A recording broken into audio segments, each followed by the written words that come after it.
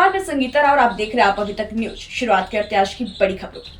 वक्फ board bill को लेकर Ghaziabad police प्रशासन जमीनी स्तर पर फ्लैग मार्च व सुरक्षा के पुख्ता इंतजाम देखने को मिले। आपको बता दें कि सुरक्षा के दृष्टिकोण को देखते हुए पुलिस ने पूरी तरीके से अलर्ट मोड पर दिख रही है। इसको लेकर चप्पे चप्पे पर पुलिस की पैनी नजर बनी हुई है। पुलिस प्रशासन की तरफ से ड्रोन कैमरे से भी निगरानी रखी जा रही है। किसी तरीके का माहौल न बिगड़े, उसको लेकर पुलिस ने सुरक्षा को देखते हुए खासा इंतजाम किए हुए फिलहाल शांतिपूर्ण तरीके से नमाज अदा की जा रही है। सर, आज जुम्मे की नमाज है, अलर्ट भी है, किस तरह की तैयारी है पुलिस की? देखिए, पुलिस के स्तर से सारी सतर्कता बरती जा रही है। जितनी भी मस्जिदें हैं और जहाँ जहाँ भी नमाज अदा होनी है उन सभी जगह पर फोर्स का प्रॉपर डिप्लॉयमेंट किया गया है। इसके अलावा रिजर्व पुलिस फोर्स भी रखी गई है और ड्रोन के थ्रू सर्विलांस किया जा रहा है। सोशल मीडिया प्लेटफॉर्म्स को चेक किया जा रहा है। प्रॉपर फ्लैग मार्च किया गया है और सभी जितने भी धर्मावलंबी उनसे बात की गई है कि किसी भी प्रकार की कोई लॉ एंड ऑर्डर से संबंधित समस्या ना आने पाए। सभी लोग शांतिपूर्वक आए, अपने नमाज सकुशल अदा करें और अपने घरों को जाएं। सर, सेंसिटिव एरिया है, ड्रोन का भी इस्तेमाल किया जा रहा है? हाँ, ड्रोन से भी निगरानी रखी जा रही है कि कहीं पर कोई आपत्तिजनक सामग्री तो नहीं इकट्ठा की गई है और अभी तक पूरी सिचुएशन नॉर्मल है। सभी से अपील की गई है, शांतिपूर्वक नमाज अदा कराई जाएगी। अच्छा सर, स्थानीय पुलिस के अलावा कोई एक्स्ट्रा फोर्स भी डिप्लॉय किया जाए? देखिए, हमारे पास जो थाने का लोकल फोर्स है वो है। इसके अलावा पीएससी का भी फोर्स हमारे पास में है और पूरी तरीके से इंश्योर कराया जा रहा है कि सभी चीज़ें शांतिपूर्वक तरीके से हों। संजय सिंह ने कहा कि सच्चर कमेटी की रिपोर्ट में कहा है कि पूरे देश में 365 वक्फ की संपत्ति है, जो उन्होंने रिपोर्ट भारत सरकार को भेजी है।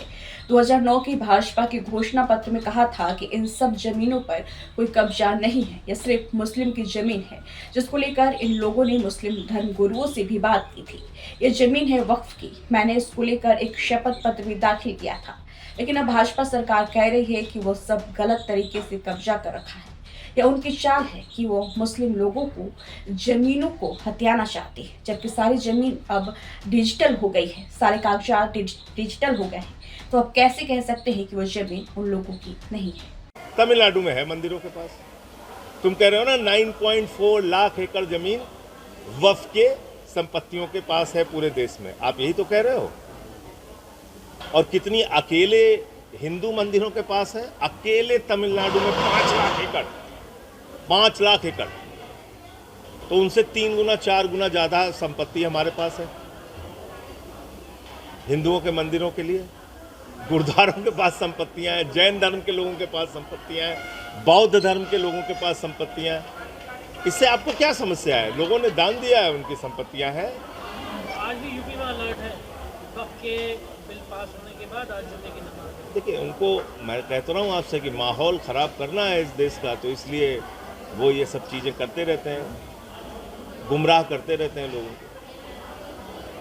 तो मैं जो कुछ भ्रांतियाँ फैलाई जाती हैं मैं वो आपको बता रहा था। इसमें ये कहा गया कि साहब महिलाएं नहीं हैं। महिलाएं आपको बताया मैंने 2013 के बिल में भी थी। इसमें ये कहा कि हमें कागज़ चाहिए, खुद लिख के दे रहे हैं सुप्रीम कोर्ट में कि हाँ भैया सबके कागज़ हमें मिल गए, हमने सारा कुछ डिजिटाइज कर दिया, वामसी पोर्टल पे डाल दिया। तो क्यों कर रहे हो ये सब? मैंने कल उनको संसद के अंदर एक्सपोज किया है, बेनकाब किया है कि आप ये धोखा इस देश के लोगों को दे रहे हो। आपने खुद जो लिख के दी 2009 में तुम लिख के दे रहे हो।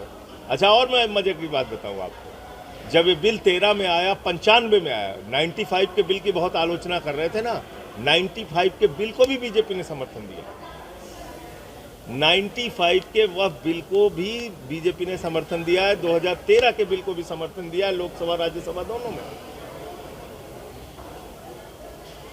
तो बस इसलिए कि अब हम लोगों का माध्यम दायरा बहुत छोटा है, इसलिए बात हमारी शायद ज़्यादा लोगों तक नहीं पहुंच पाती और उनका झूठ पहुंच जाता है, तो इसलिए वो अपना झूठ फैलाने में कामयाब है, मैं यही कह सकता हूँ।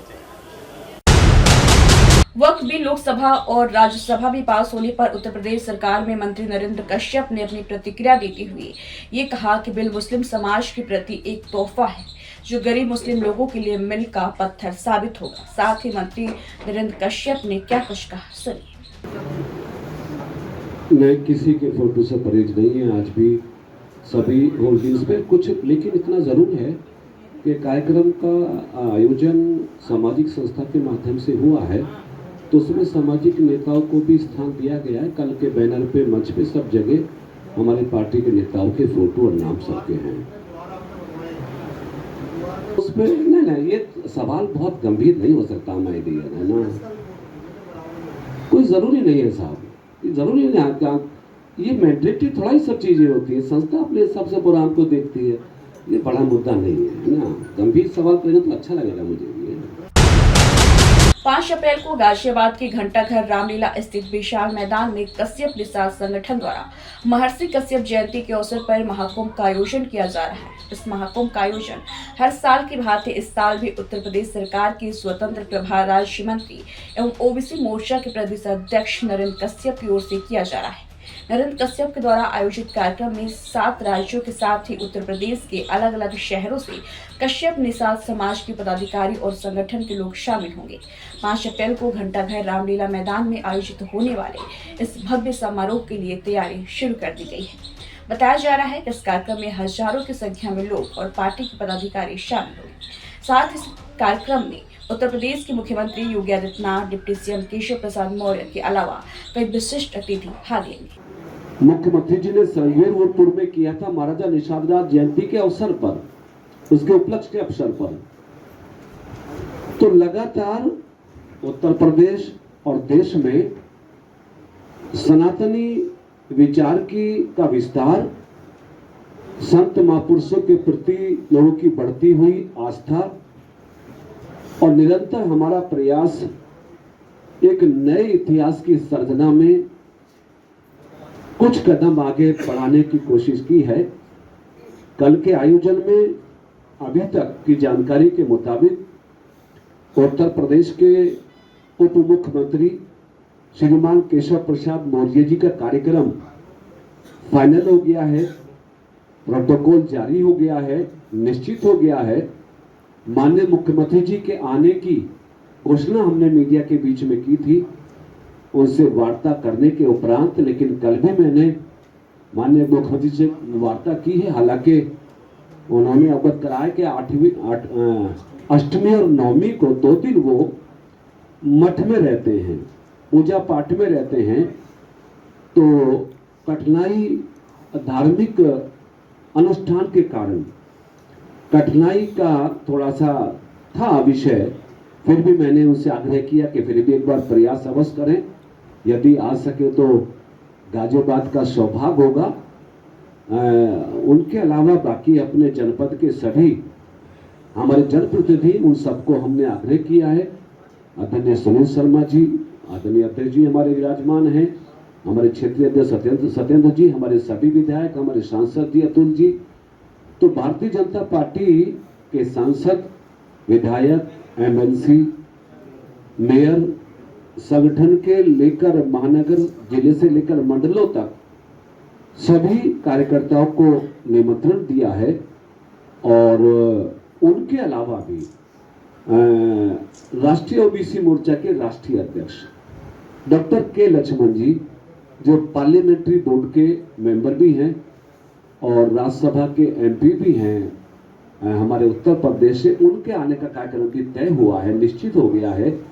क्योंकि मैं ओबीसी मोर्चा उत्तर प्रदेश के अध्यक्ष के रूप में सेवा कर रहा हूँ पार्टी की, इस नाते मैंने उनसे भी आग्रह किया था, बड़े नेता हैं हमारे, तो कल वो भी हमारे महाकुंभ में पहुंचेंगे। और हम उम्मीद कर रहे हैं कि कल के इस अनुष्ठान, इस महाकुंभ के माध्यम से हमें अपनी आस्थाओं को और प्रगाढ़ता के साथ व्यक्त करने का सौभाग्य मिलेगा।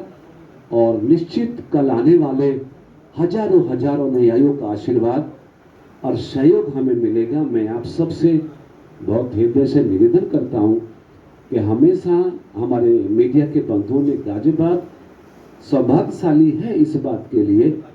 वो इसलिए कह रहा हूं कि मुझे उत्तर प्रदेश के अलावा देश के दर्जनों प्रदेशों में राजनीतिक कार्य करने का अवसर मिला है, सामाजिक कार्य करने का अवसर मिला है। बहुत सारे लोगों से मेल मुलाकात और बातों का सिलसिला रहा है।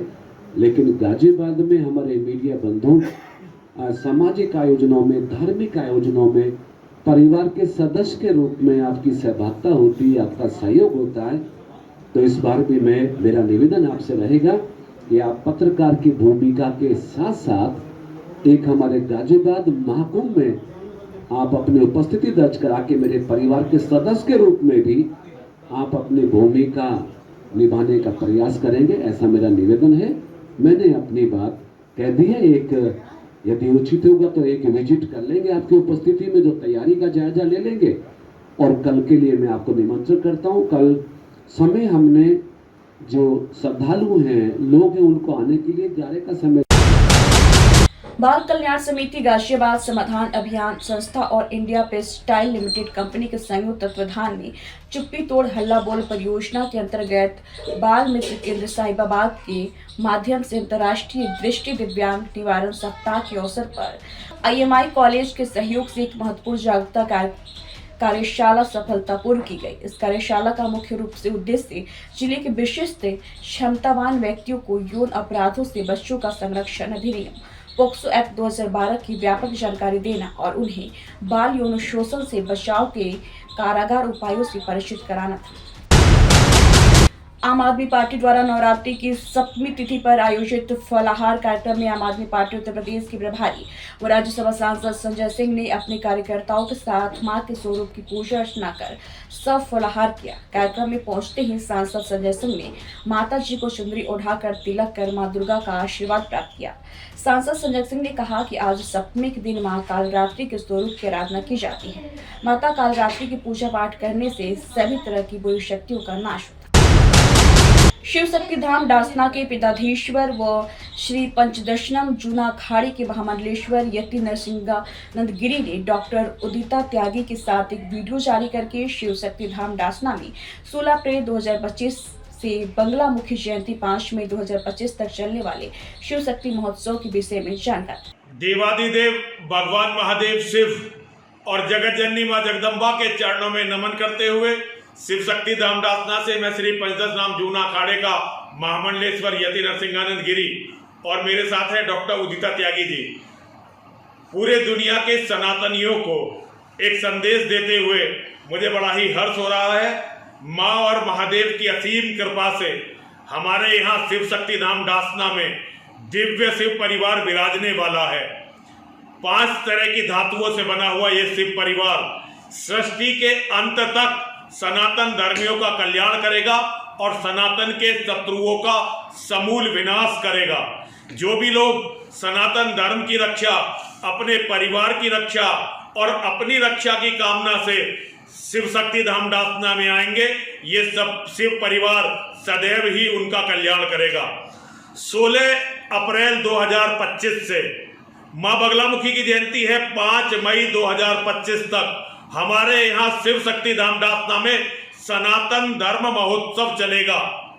महायज्ञ का आरंभ होगा चंडी पाठ पर और मां बगलामुखी के मंत्रों से 16 अप्रैल से महायज्ञ आरंभ होगा। प्रतिदिन देवादिदेव भगवान महादेव शिव का रुद्राभिषेक होगा। भगवान श्री कृष्ण के जीवन की कथा, भगवान राम के जीवन की कथा श्रीमद् भागवत भगवान शिव की शक्ति और मां के कथाओं के साथ मिलकर 16 से यहां आरंभ होगी। 24 अप्रैल को रामधारी सिंह दिनकर उनकी कविताओं का मंथन होगा और उनकी जयंती मनाई जाएगी। और 30 अप्रैल को अक्षय तृतीया परशुराम जयंती पर शिव परिवार का, दिव्य शिव परिवार का लोकार्पण होगा और मां बगलामुखी की जयंती पर इस महोत्सव का समापन होगा। जहां तक भी मेरी आवाज जाए, सनातन धर्म के मानने वालों इस महोत्सव में भाग लीजिए, आइए और यथासंभव सहयोग करिए। तन से सहयोग करिए, मन से सहयोग करिए, धन से सहयोग करिए, यथासंभव सहयोग करिए। आपकी सदा ही जय हो। माँ और महादेव सदैव आपकी और आपके परिवार की रक्षा करें। याद रखिए, शिव शक्ति धाम डासना में होने वाली हर एक पूजा केवल आपकी, आपके परिवार की, आपके अस्तित्व की और सनातन धर्म की रक्षा के लिए है। यहाँ होने वाली हर एक पूजा सनातन के शत्रुओं के विनाश के लिए है। हमारे यहाँ महादेव का परिवार भी इसी कारण विराज रहा है। अवश्य आइए। हर हर महादेव, हर हर महादेव, हर हर महादेव।